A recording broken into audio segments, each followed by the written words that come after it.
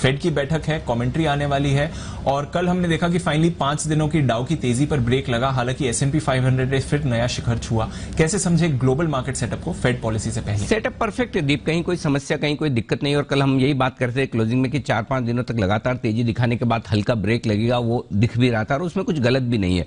Ultimately बाजारों का direction, आज फेड का क्या फैसला होता है, क्या कमेंट्री होती है, क्या आगे के लिए वो दिशा दशा बताते हैं, उस पर निर्भर करेगा। और उस लिहाज से 2-3 बातें अहम है। ब्याज दरों को लेकर और महंगाई को लेकर फेड का क्या बयान होता है और उससे अमेरिका के बॉन्ड यील्ड जो 1.6% इसके आसपास बने हुए, क्या इसमें कोई उछाल या गिरावट आती है। दूसरा, इकोनॉमिक रिकवरी पर उनका कितना भरोसा है, वो दूसरी चीज काफी अहमियत वाली होगी। तीसरी चीज जो उनका स्टिमुलस पैकेज जो चल रहा है उसमें क्या कहीं और बढ़ोतरी होने के संकेत हैं।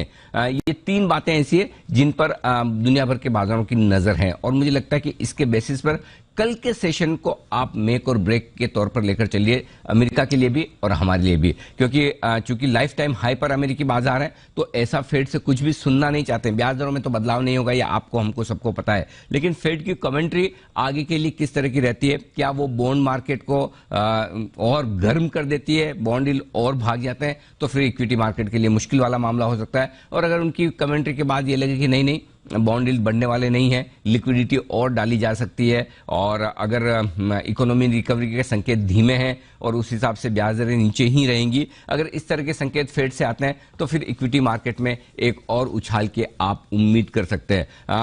दोनों तरफ से होगा।